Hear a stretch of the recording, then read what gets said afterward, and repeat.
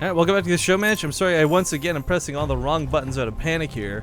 But there we go. If you're just tuning in and you don't know what Game Heart is, this is the overlay we're currently using, the maps we're currently playing on. If you're seeing brighter, more vibrant team colors, it's only available to us as the observers. That's one of the features of Game Heart, which is fantastic. Enhances the viewing experience. Combined with the fact that down here in the lower left of the overlay will always be the score. It's a best of 7. And let's jump into this. Spawning in the lower left corner of Newkirk Precinct, ladies and gentlemen, the Red Zerg player leading 2-0 in this series, Firecake. And in the bottom right, as the green Terran, it is Avilo.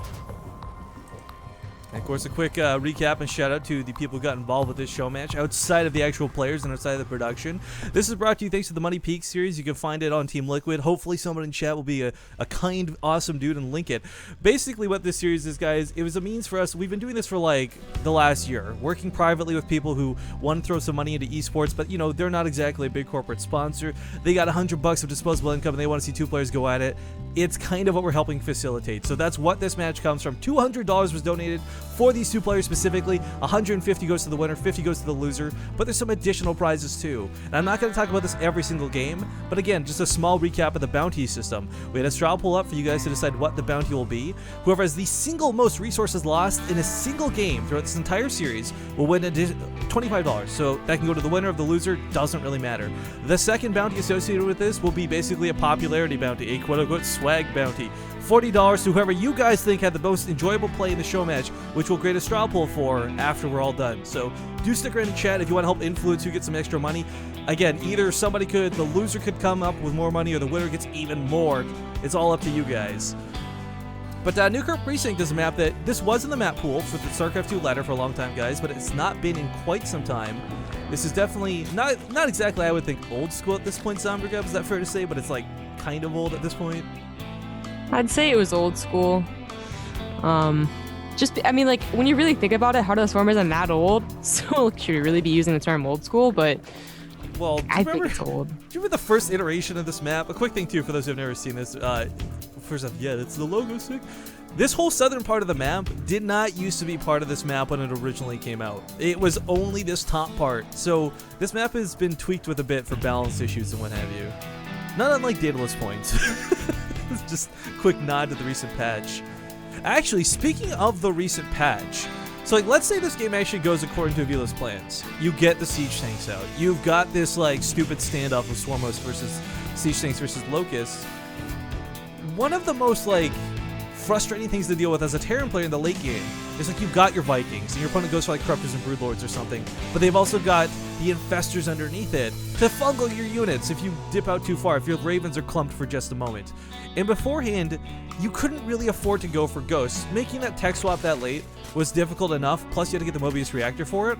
The most recent patch of StarCraft 2 made it so Ghosts no longer require the energy upgrade. They come pre-packaged, so to speak. First blood. So, if this goes to the super late game, we may see some dynamics that we've definitely not seen in the past, rather. You know, I remember back in the end of Wins Liberty, you know, Broodlord Infestor, and everyone was like, no one really wanted to admit that it was stupid and OP. Well, like, what was the solution to beating Broodlord Infestor? Don't let it get to Broodlord Infestor. Right, that was the solution. It was just a boring solution, right? So, but I remember one of the other things that a lot of people were like, Terran just never go Ghosts, all right? If they went Ghosts and they could EMP the Infestors, then it wouldn't be as good. And that was like their like theory craft game. Yeah, it was like the theory crafting that like made them like invincible to the Broodlord OP like argument, I guess. Like I don't know. So, but yeah, I remember people always wanted to see that from Terrans, and I don't think it. No, it happened once or twice. I think Gumiho actually did it, and that's what made them like, see, it works, do it, and maybe it would have had Heart of the Swarm not come out. Maybe the meta would have changed. I don't know. Well, if we're gonna be talking about like Ghosts and Wings of Liberty, do you remember back when you could still like snipe Broodlords before snipe was incredibly nerfed? I remember watching Thorzane do that. Yeah, it was actually like so useful. I'm really sad well, I'm a Terran player, so maybe I'm biased, because another thing we were having trouble with is like the tech transitions. Like if we finally beat that Infestor Broodlord, we were so happy, and then suddenly like 12 Ultilas come, and you're like, oh shit, because you have like all Vikings. Ghost would actually deal with both of them because you could snipe both of them. Yeah. Well, one thing I like out of Avilo this time though is the more aggressive Hellions coming out. This is We didn't see a hatchery trick this time. We didn't see Firecake go for some abusive creep spread early on, but definitely Avilo needs to start cleaning it up and not letting it get out of hand, even if it's just spread out normally like this instead of being leapfrogged forward by a hatchery cancel. Yeah. You know, I haven't really paid attention, but I guess Avilo's not been doing like 6 Hellions the last 2 games. This is the but first now time he- he's now playing he is. standard. Yeah, it's Hellion Banshee. This is like Yeah. more of what you expect out of this.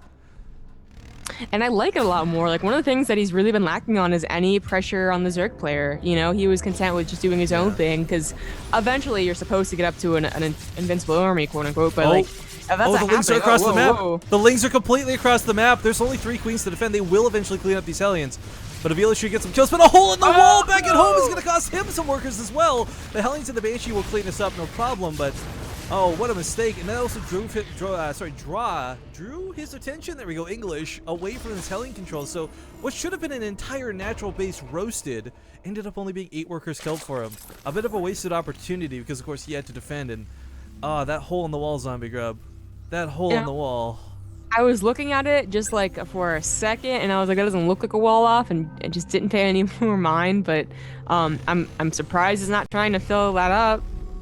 No? All right. Guess probably assume. Actually, I think he might have seen the roaches, so he's like, well, it won't matter anymore. He's not gonna go for any more ling run buys. Hopefully.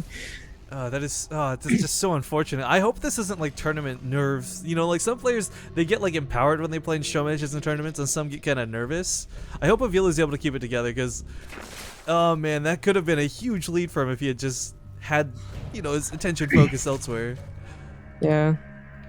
Well, this Banshee's trying to do something, but doesn't get anything done. That's unfortunate. Gonna invest into at least 1 more, as he did get that cloak.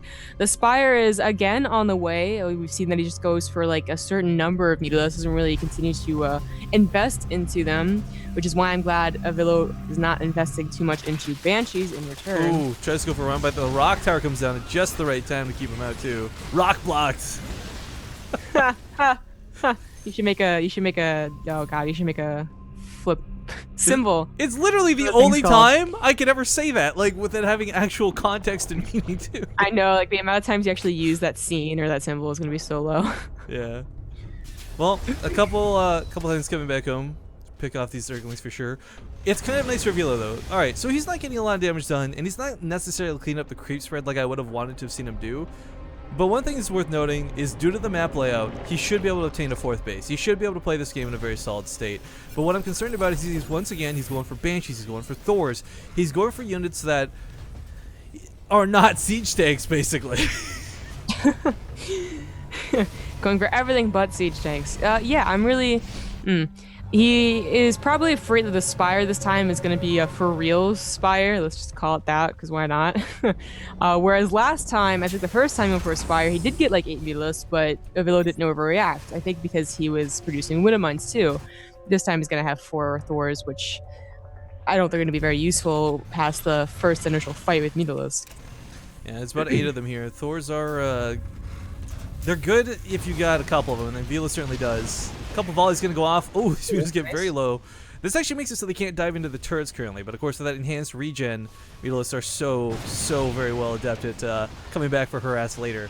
New Thor pops out in the main. Clump it up like this will cost Firecake maybe. Oh no, just barely gets away. That's a nice little tactic, trying to take out that gas geyser. I mean, that's actually very important, as that is the one thing Avilo really needs. But and that's pretty much what he's gonna be only able to do with those Mutilus, right? Like, Mutilus not gonna do a whole lot. Yeah, for those who again are unfamiliar with mech, or maybe you're just new to this matchup in general, like as a meching Terran player, you're gonna have resources to spare. You're critical. Like, it's all about the gas. It's not about minerals. He just made 23 drones at a time, boosting his drone count up to 91. Wow. Yeah, that's... Well, you know, that's actually... That's kind of laughable in some regards, but you can actually just take those drones later and make that spine crawler wall, the spore crawler wall, so... for now, we're going to have a very low army count because of this, but it's not like Avilo's going to be pushing out with a 100 maxed out army anytime soon. Yeah, as we've seen, he doesn't really want to push out until he's absolutely maxed with the most perfect army. Just cancel both those depots at like 90%. I think maybe meant to be turrets. I don't know, but I would love if he landed the barracks over here too to complete this wall off instead of trying to put something else there. I mean, he's creating this really nice funnel where Lings can't run by, Roach is going to struggle to just kind of bully their way in, but for now, we look at the actual army value, the army supply, it's 10 Roaches, it's 8 Mutalisks, and 5 Queens. Like, if Avilo just moved now, I don't think he'd necessarily end the game with 15 Hydras coming, but he could certainly get some damage done with these Banshees at the bare minimum. But of course, his biggest fear is these Mutalisks, and he doesn't want to expose his units for free. I really don't think they're that scary, though. Oh, okay, he doesn't have a missile turret line at the natural, so, you know, I thought he did because he had one at the main. When these are up, I don't think they're scary anymore. I'm loving this tactic out of Firecake. I've not seen anyone be so aggressive with their hatcheries, but it's kind of not only aggressive, but it's like a ninja hatchery too. There's no reason for Avilo to be up there scouting anytime soon. Oh, nice catch on those Hellions.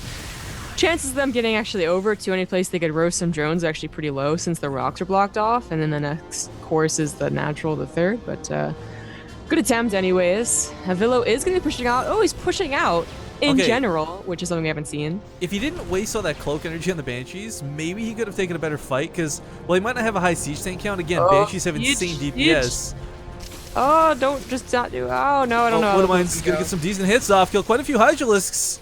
Viper's going to force some abducts off on the Thors of all things. Ooh, such expensive units to lose, but this allows the siege tanks to siege. A Blinding Cloud does come down, and the Widowmines are trying to advance forward, but the Banshees should be able to clean this up. There are not enough Hydralisks here. Yeah, I don't know if Avilo was also targeting the Hydras, but if he was, that would have been pretty boss, as the Banshees just wrecked everything else. I mean, Avilo still did not take a, quite a favorable trade. His AR is survived, which is actually pretty nice, but other than that, not so much. And the Mutalisks can come back and take those on. No Thors at home. This small amount of Mutalisks are going to be hard-pressed to This is the most frustrating thing to deal with as a mech player. Just like the few Mutalisks that catch all your non-anti-air, like, and you're just like, oh, come on. Like 6 Mutalisks. Stupid tanks. Why can't you just like angle shoot upwards? Find a rock, tilt backwards, shoot the cannon up. But this is still a really large Hydralisk count in the middle of the map. There's a lot of Roaches involved with this too. And again, this ninja hidden base. I really like this. I mean, it's not so much that he gets minerals from this, guys. It's not about increasing his own economy, but again, stripping this away from Avilo to not have later on if the game goes that long. It's the long con, I guess, is the way to describe it. I really like this game a lot more for Avilo. It's not like he's winning it right now when he's still going to be like suffocated eventually, but in terms of like what normal we see, I feel like this is a better chance for Avilo to actually end the game in his favor. Like get to that max stage with that really powerful, terrible, terrifying army, and well, unless he gets out of position, and then that's a lost command center. Yeah, and the Planetary's in a bit of an odd spot too. Abducting Widowmines? Save it! No, it's gonna burn. He's not actively repairing it at the moment, but looks like it might be burning. Will it go down? I've literally never seen anyone abduct a Widowmine before, though. Okay, he's repairing it. There we go. But this also exposes the northern base. There's some Mutalisks coming in. The tank and a couple turrets will try and hold us off, but again, these pesky units are a very low-cost investment out of Firecake early on that have been continuing to pay dividends even here in the late game. This is so mind-boggling for me to see this low of Mutalisks taking on turrets, and the turrets actually do really well against them. No, but you're right. Like it's weird because normally the Mutalisks come in and they just one-shot the turrets in that death ball, right? Avilo still doesn't know about this top left base. I just checked his vision. He still has not confirmed. Like he's seen some creep spread from the Overlord, but that's it. So again, like I really feel like Avilo playing like his compositions are good. He takes good fights. But he plays so blind in this game. It doesn't, like, I don't know. It doesn't make sense.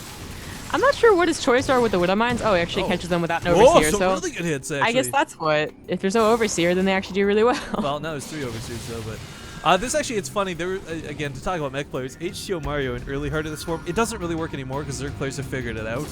But H2O Mario would used to go, like... I'm not even kidding, like 40 Widowmines at a time, and just walk them up to Roach Hydra, burrow, and you would see everything die, because each Widowmine would take a different target, and the splash was insane. I think I've seen at least one game, or maybe I tried it, I'm not sure where that happened, but it just doesn't happen that much anymore. No, it's been kind of, spreading is no longer an issue. Like, Zerg players have, I hate saying this, evolved to the point where they know how to deal with these tactics, but Corvid Reactor coming out pretty darn late here, that's a lot of changelings. Avilo just says, I'll have none of this, though. Yeah. I mean, these Widowmines are, like, I don't know, like a good line of defense against the Ultralisk at the very least. I don't but, know about that though. I mean, like Widowmines don't really do that much damage. Like they're magic. They go through the Ultras like crazy, that was but pretty it's good. Well, it's the siege tanks though, the Planetary Fortress combined with the Sim City that pushes this back. Yeah, I should say that was rather poor from Firecake. I don't know what he decided to do right there, but it did not work out. This might work out a bit more favorably, but even then, oh, actually, Blinding Clouds do go down. It's quite scary. But still, despite the Blinding Clouds, takes a pretty decent engagement here. The Hydros will absolutely get cleaned up in the end, albeit just barely. But yeah, here come the Widowmines. Yo, you said we found out that Thor shoot air in Blinding Cloud, right? Yeah, that was weird. Okay, so that's I guess that's actually kind of important in fights like these, because what I noticed was happening was that when Blinding Clouds go down, the Thors actually target the Vipers. Yeah, instead of being dumbasses shooting like the roaches or something. Yeah, which like is like really sounding that they're that smart, but also good because there wasn't any Vikings in this game to actually take down those Vipers. So the fact that the Vipers are actually dying when you don't really expect them to, I guess, is really nice. We got Swarmhouse coming to a player who's making a lot of Widowmines and Thors. Oh, well, that's... This is the more expected composition, but again, Avilo with almost no tanks. Putting on a good show, though. I mean, these fights, like, again, it kills me watching these fights because Avilo takes these fights so decisively well, but it's just he doesn't have map control, and that's like his biggest... I guess like weakness you could call it. This is like a lot of Hydralisks. It's almost pure Hydralisks at this point, and Ultralisks and Swarmhosts now too. And without the siege tank count, I just don't know how he's gonna keep these back. Well, he immediately canceled all the Widowmines that he was making, immediately went in the tanks, so I definitely think he's in a very good position. The fact that he doesn't have map control, I'm actually not too worried about that. I mean, so many mech games, you know, no matter what the skill level, actually turns out to be like, it looks like the Zergu's winning decisively because if you look at the mini-map, most people would be like, oh, well, the Terran's screwed. But actually, since their army is usually very, very good, you know, suddenly they're pushing across the map and it doesn't seem nearly as one-sided. Avilo's not quite there yet, though. The tank count is actually a lot more reassuring than in the past, but his Raven count is where I think he really wants to start working on as the game goes on, because he is finally now on 4 bases. He is at that point that mech players want to be, a bunch of orbitals, you know, 4 bases, and a good composition. Now he can do, you know, his end game strategy. And just to echo back a little bit what we were talking about before, guys, because we didn't really explain it too well. When the Blinding Cloud goes down, of course, it makes all units with range basically not have range, but for some reason, Thors can still shoot up out of the Blinding Cloud. I don't know if it's just because they're so tall or if it's a bug, but I can't remember what we were casting, but it's like we're watching the Mutalisks go down, and we're like, how is this happening? They're in a Blinding Cloud for like a match like not too long ago. Yeah. We do have a Greater Spire on the way. This is gonna be funny. You were saying like the one time he doesn't really go for those Vikings, he goes for Broodlords. Yup, and that looks like the case. Yeah, but the thing is that Avilo, I think, started Viking production at a good time. It wasn't off the bat and useless against Roach Hydra. It was later on after he had a good tank count. This is what I expected the last 2 games, you know? And maybe Avilo's finally getting into the groove. He's realizing what's going on against this specific player. I don't know. But it's looking a lot better, and this Broodlord transition is not going to be scary. His air army is getting to that point that it's, you know, Broodlords don't matter. Yeah, it's all about the Ravens too, more than anything else. The problem is, of course, when Broodlords get into play, it makes the siege tanks a little more useless. Like, you have to keep the siege tanks siege to deal with the Locust waves, but if you leave them siege, then the Broodlords come in with the Brood legs. Their friendly fire just becomes a hell of a thing to deal with. Yeah. But okay, coming down here to try and establish another base. He's currently long-distance mining. Again, one of the small... I don't necessarily want to call it a problem, but one of the weaknesses out of Avilo through all these series is he's not really been able to move past that 3rd base. If he can, he's already on 4 comfortably. If he takes that 5th, sorry, I said 4, I meant to say 5th. If he takes that 5th, he really secures his foothold in this game, and that's the difference of like everything that's gone down so far. Jones in the top left, finally getting cleaned up a little bit out of this base. Again, it's not so much about Firecake getting minerals from this as it is keeping them away from Avilo. That's a good way to put it. Taking this base is a good idea. It is kind of well fortified, but the actual hatchery will go down. Gotta wait for the everything else too, though. The 5th base is going to be taking in the bottoms, also really key because it's one of the only bases that Firecake has no vision of. Ooh. He might eventually, like in 2 minutes, be like, what if he has that base, and go check, which I guess is right now. Yeah. Zombie Crab, not caster, weird curse, whatever you want to call that. Now, it's not like a planetary or command center is established here, but this is a lot of SCVs going down. At this point, though, Avilo, he's got a lot of orbitals, so losing the SCVs like this isn't like game numbers 1 or 2. Like, he's actually got enough to just drop mules like crazy. He doesn't need SCVs. He doesn't need like 70 workers to stay economic in this game. And the Ultras coming in gets almost nothing done. Oh my god, Thor shredded that. The point defense drones, I feel, with this composition coming out from Firecake is a lot better than those Seeker missiles we saw in the first game. Yeah. Just Hydralisks, those are the only things that they're going to soak up, you know? They're the damage dealers. The Ultras are really the tanks. So taking away the damage of the Hydralisk, suddenly that army doesn't look nearly as powerful. Transformation servos activated. Transform and roll out. We got the Hellbats coming towards the top left with Blue Flame. Yes, there's a Spine Crawler here, but 5 Hellbats can actually kill the Spine Crawler with relative ease. They've got such a large health pool, and even without bonus damage to Armored, 22 damage is still a lot. So Avilo can kind of set it and forget it for now. Take out this other Spine Crawler and just roast this mineral line alive. Forced to retreat and deal with some damage with the Hydralisks. Oh, this is one way to make sure that Avilo doesn't take the lower base, I guess. Throw a hat, train some Spore Crawlers and Spine Crawlers down. Yeah, this is it's a lot harder to actually do this strategy though on this base. I feel like Avilo eventually will get this base. In fact, either what's going to happen is he gets this base or he gets that one in the middle. I don't like that he's stretching his attention so far though. Right now he's trying to secure 3 bases at a time, which I don't think is the correct answer. He needs to just solidify one and then slowly creep out. Like, Goody is probably the slowest version of all the various mech players out there, but his way works the best because he plays it so slow. He never starves out of any game when he's in. Whenever you see like Goody, for example, lose guys, because he's probably the most prominent mech player, let's be honest, it's usually because he's lost an army fight, not because he's lost to economy. It's almost the complete opposite for Avilo. Every time he fights Firecake, no matter what it is, even in the games he loses, he takes really great engagements. But Spore Crawler lines are set up. That's a hell of a lot of Overseers. These will, of course, soak Thor fire. Again, Thors have really dumb attack priorities. Yeah, also harder to pinpoint and target those Vipers, which is pretty nice. Do you remember the game we cast, Slivko versus Cross? On Habitation Station? Yes, the game 5, yeah. So one thing I really like seeing from that series to borrow into this series for those... 3 Vipers! Oh, wow. Oh, Seekers are going to go duds, though. He moves way too quickly. Yeah. But anyways, to speak about that series, for those who don't know what we're talking about, it was another Mech vs. Zerg player game that went on for like an hour plus. But one of the things I liked about it was Cross was using a lot of auto turrets, something I had never seen a Terran player actively go for. To use them to soak the Locust hits combined with the point defense drones made it impossible for Slivko to actually move forward with any sort of Locust push, even without siege tank cover. And that's something I would definitely love to see adapted into this game, but again, we see the Thors going off on top of the Overseers instead of anything relevant. A couple Seeker missiles going to go down on the Hydralisks. We'll get some good connects here. Oh no! Oh god, those hits. But while these fights are looking good and dandy, Avilo's not been able to take that base. And again, splitting his attention between 3, I think is what's really costing him here. If he just focused on the lower corner of the map, or the upper corner of the map, like put all of his attention in one spot, he would secure a base, I guarantee it. But trying to take the middle, the south, and the north all at the same time, that's just, it's like watching a player abduct 3 Colossus at a time. Why do it? They'll just walk away free afterwards. Yeah. What is this going on back here? Oh my god, Thor drops.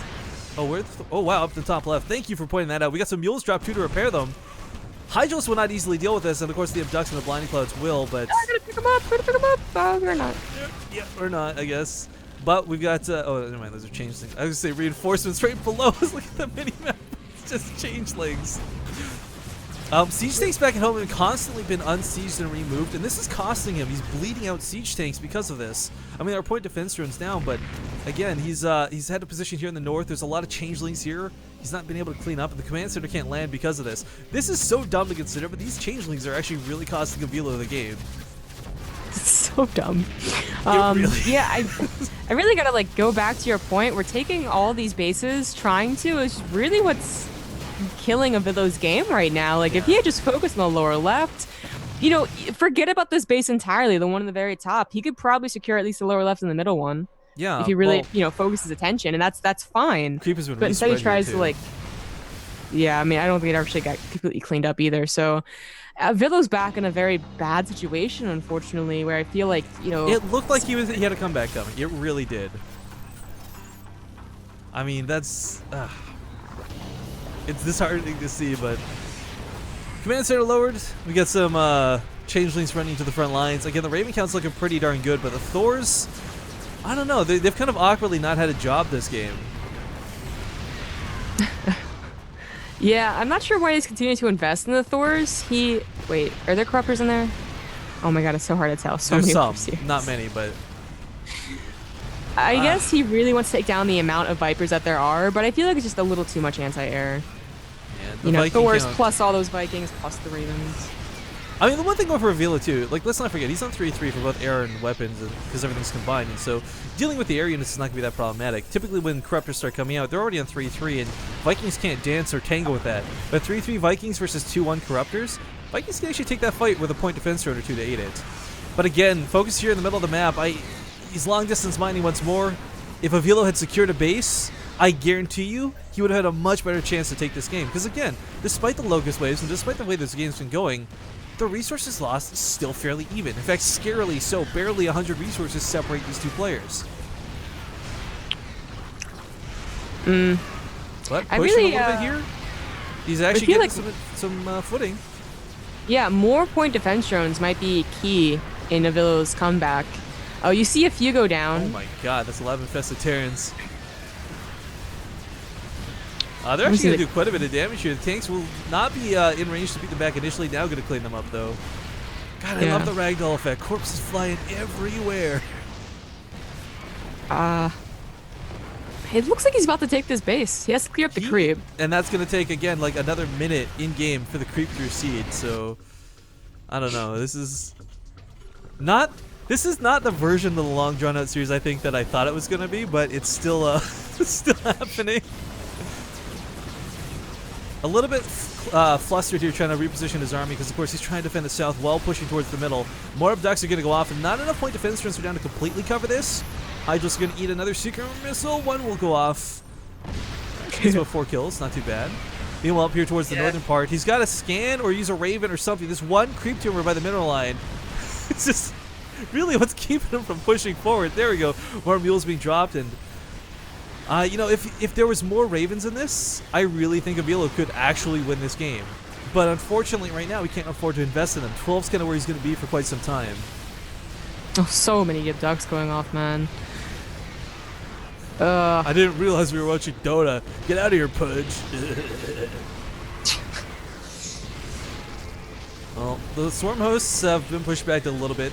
But, okay, what's happening right now, guys? This center hold / push, this is what Zombie Grub and I were talking about. If he had focused on one base and had not tried to split his attention 3 ways across the map and secured this, say, like 5 or 10 minutes ago, like, then Avilo's still in this game in a big way. But right now, he's long distance mining. His income is absolutely crap. But strangely enough, so is Firecake's. The difference is Firecake has a massive bank to fall back on, whereas Avilo just simply does not. Yeah. He can still take. Oh, actually, no. That engagement goes. Well, actually, that went pretty well. Like, he's going to clean up the damn. Corruptors, which is huge. Again, this is what I'm talking about. Like, Avilo, how is he taking these engagements with such a small army value, with like nothing compared to that of his opponent, but still takes great fights when no one else, like when he really shouldn't be able to? Well, I feel like right there just wasn't a good fight for Firecake. Not sure why he really decided to push in right there. 7 Ultralisk, I feel, are going to be a lot better. You know, still got maybe a few more. I don't know. More energy. Like, the low siege tank count is kind of, it sucks, right? But because he weirdly had the Thors from earlier, Thors are strangely good against Ultralisks, especially if you don't have them clumped up. I mean, right now they're clumped up, and that's scary, but if you throw down some auto turrets, for those who don't know, auto turrets have this really dumb high priority targeting system, so if Ultralisks A move in, they'll go for all the auto turrets first, allowing your siege tanks and Thors to just really shell away at them uncontested. I guess that's true. You know, the fights, I really want to see what the fight's going to be like because a lot of it is that AI, how smart or how dumb it is. But, like, you know, you waste the first volley of a siege tank on the Locust first. You know, that's why he gets a lot of swarm hosts, you know, amongst other reasons, of course. But they do take up a lot of the shots. So then when that's done, you run in with the Ultralisk. And if you got enough, you know, enough of us around, they just completely demolish the army. I think he's waited just a little too long, though. Avilo's Ravens are already up to, they have energy to use. But look at like this is what I'm talking about before. The Ultralists, they just get wrecked. There's some queens on the front lines, and maybe this is a scenario where Ghost, again, we kind of talk about, but I love that he's finally using the auto turrets. I mean, these are more for the Ultras than for the Swarm hosts. But guys, auto turrets have really great DPS. They're kind of like Ghetto Marines with more health and better armor. So fending off waves of Locusts combined with some point defense drones can be easily done with just Ravens. You don't even necessarily need the siege tanks, but of course you're going to need 1 or 2. Maybe not the 12 or 14 that you would otherwise normally see, but finally securing another geyser here in the middle of the map. Going to try and get that other refinery up. Maybe he doesn't realize it's not finished building yet, but gas is what's really kept Avilo back so far. It's not been the lack of minerals, it's been the lack of gas. It's why we don't see like 14 Ravens being in production or anything like that. You know, one of the mistakes we do see a lot in ZVT, you know, versus mech is that the Zerg player does get overconfident. You know, they say like, oh, I'm going to be winning this game like, you know, 7 minutes ago. And they start just running in with Ultralisk usually. Ultralisk just that really that unit that allows comebacks because people feel overconfident with them, I feel. But and that could definitely happen. I mean, suddenly the bank that Firecake should have had is like not that big. I mean, he's got a huge gas, but I mean, what's that going to be for? Infestors? Like, good luck. He's throwing a ton of infested Terrans, which is kind of neat. Secret missiles are going to go off on the infested Terrans, so these won't even be that big of an issue. And the abducts of these Vipers are less and less problematic. But again, there's still so many abducts. I wish there was like an abduct counter we could look at through like unit tab or something like that. Because there's been so many abducts so far this game, but again, strangely enough, despite all the free units, the Swarm hosts, and the infested Terrans, the resources lost is so weirdly close, Zombie Grub. In fact, somehow Firecake has more resources lost. Avilo secured the northern part of the map in just a moment's time. He's taken the middle, and we were kind of joking about comebacks before, but we may be witnessing one in the works. Not to jinx it, knock on wood. But southern base is yielded. That's fine. There's nothing left going on here anyways. I'm gonna go ahead and blame the Ultralisk on this one. Yeah. Scumbag Ultralisk. Just they never seem to do that well when you think you're ahead. Good tank pulls nice again. abducts. I was gonna suggest maybe since he has a tough time breaking this, like Ultras aren't that great at breaking fortified positions, just to go like all the way with Swarm hosts. Because the tank count isn't that high. It's always never been that high. But has Firecake recognized though it's very easy to focus on the Ravens and the Vikings, right? Because that's what he's been spending a lot of his abducts on. Hellions hit running Ultralists are not something you often see. Usually Ultras just turn around and be like, get out of here, punks. But oh, don't fight that! Oh my God, no. Yeah, this choke is not a good one for either player, really, if we're going to be honest. But again, not enough siege tanks down here to really truly zone this out. Avilo's got to be fearful. Of course, he's going to... honestly, what I'd love to see is like 3 or 4 auto turrets come out behind the mineral lines. Because again, it's not about letting Firecake get these resources, but having them taken away from Avilo. Look at all the point defense drones actually taking care of the command center. Eventually, they will run out of energy. Oh, there's only 3 tanks on the map right now. Oh snap! He really needs to get that tank count up. I mean, he's building them now, sure, but everyone he bleeds out to a Swarm host is going to cost him so dearly. He's not bleeding out anything to the Locust because there's so many point defense drones. The thing about point defense drones is that they last a super long time. So they regen the energy, yeah. So forget about the whole Swarm host switch because I think the point defense drones are like the counter. At this point, it's really hard for a Zerg player. You have to, it's not so much about taking army engagements head on. It's not about the 1A move that ends all to be all, but it's more about like getting around your opponent, doing run bys, running through this third base, finding Avilo's weak spots, his openings. I don't, like, throwing down tons of infested Terrans is cool because he's abducting units into them, but it's not getting a whole lot accomplished in the whole.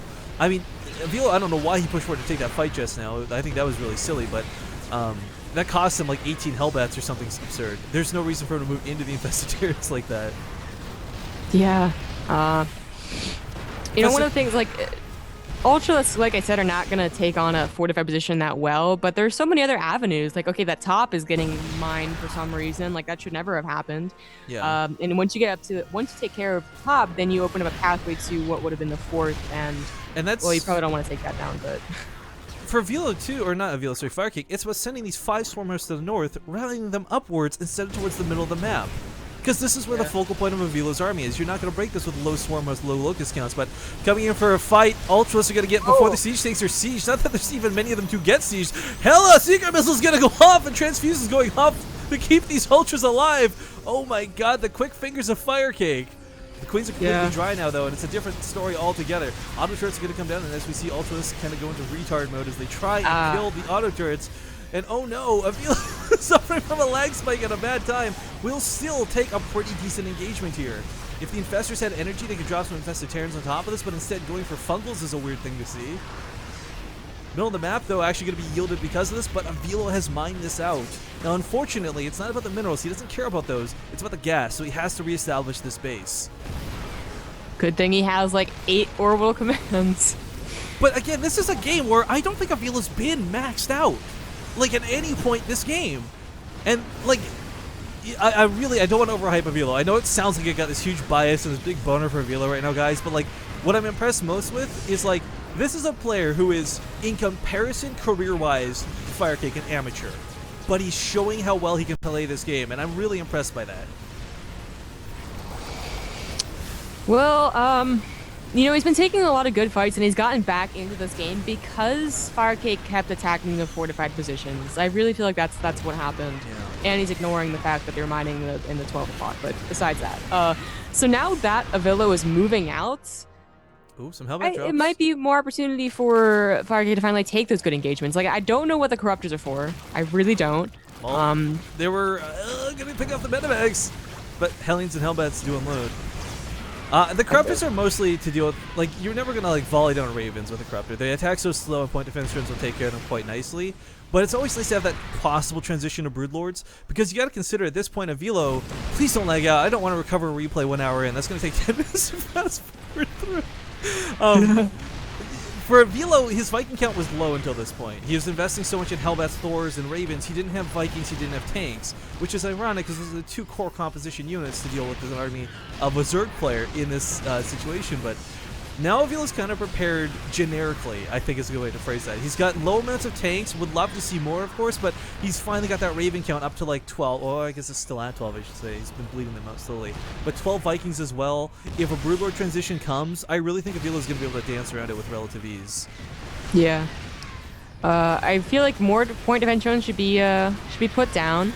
I didn't realize how fast the energy actually depleted, so I guess not that good.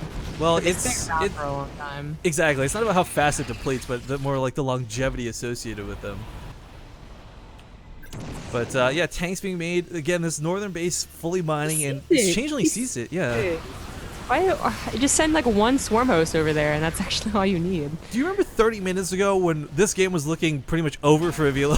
By the way, I'm just saying. Like, Infested Terrans will actually kill the command center en masse. More free units coming down. I don't know why he's still dropping mules. He just lost that base, but okay, actively dropping mules. Ironically enough, point defense drones are not going to be enough here, even though there's about 14 of them. These siege tanks, again, slow to siege, slow to react, as he is working with these Hellions on the other side of the map. But it's not about getting into the mineral lines and cutting out the economy of a Firecake. Well, I guess to a lesser extent it is, but Firecake's already got that bank accrued. Losing 3 drones here and there? Honestly, that helps him more than hurts him. It just frees up more supply for army. Well, I'm looking at the drone count. It's 19 versus 15. I think that's too low for the Zerg player. Because the Zerg player is still at a situation where he wants to trade. I mean, maybe if he... I guess... It's not too much, but... I guess, yeah, if it fully mines out, that's when you start throwing your drones away fully and completely. But it's not like a necessity. It's not like he's not as desperate as, let's say, Avilo was like 10 minutes ago, right? Like, that was desperation at its finest. It's true, but I am a little worried.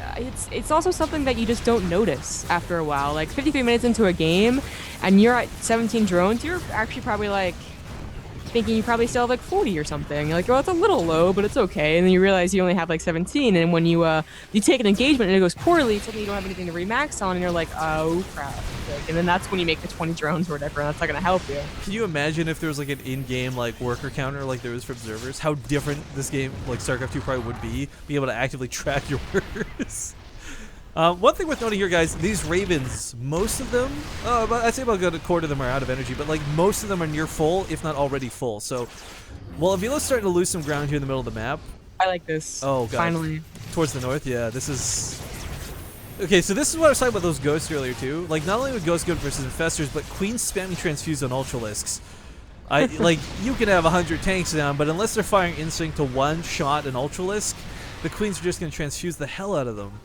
And no amount of Secret Missiles, well, I guess if you got like 19 Secret Missiles on one target, but you don't want to waste 19 Secret Missiles on one Ultralisk just to break it.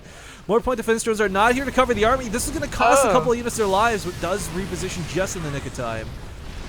Yeah. Scanning forward like crazy, does see the Swarm Host cluster. I think abducts are going to be in order for sure. And again, like, if there was auto turrets down, guys, not only do they help zone out a lot of the ground units, but they also shoot the Vipers in the air. But Blinding Clouds on literally 100% of the army. Secret Missiles are going to want to go off, but he's got to be careful because he could splash damage counterattack.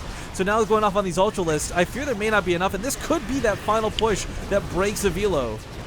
I was like, what the hell is going on in this engagement? But in the end, Avilo loses the majority of his army. In fact, most of his, if not all of his ground army. There we go. Queen's coming with the transfuse. Like I say, if they don't transfuse the Ultras, they'll die to the Vikings landing on the ground, but not the case anymore. Command Center does go down, and Avilo's completely dry at this point, guys. This is the last of everything he has.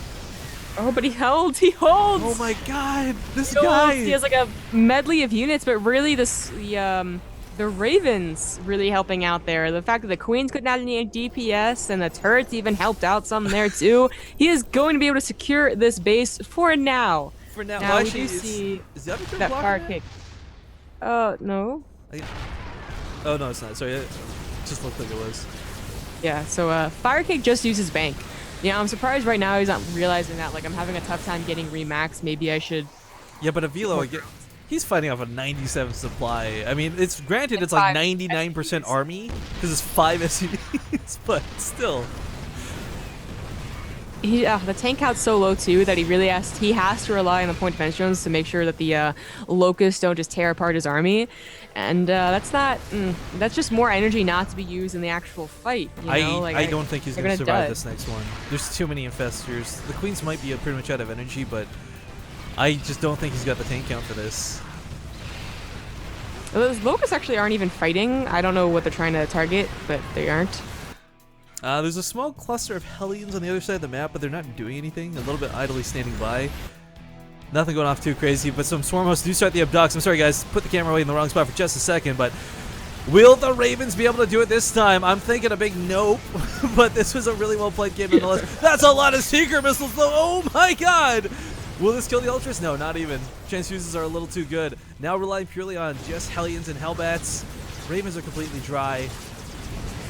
This is finally looking to be over, Zombie Grove. Yep.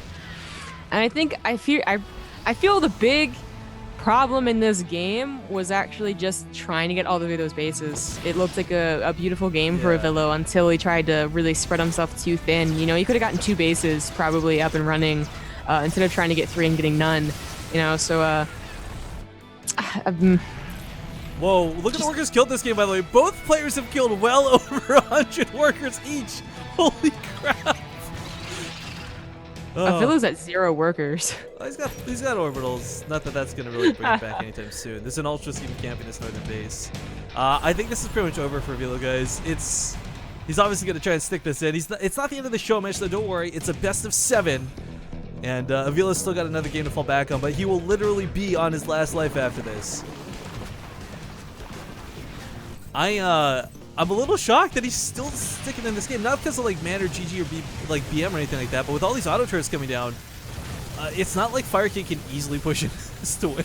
Like, stubborn is as stubborn does, but it'll get the job done for the time being.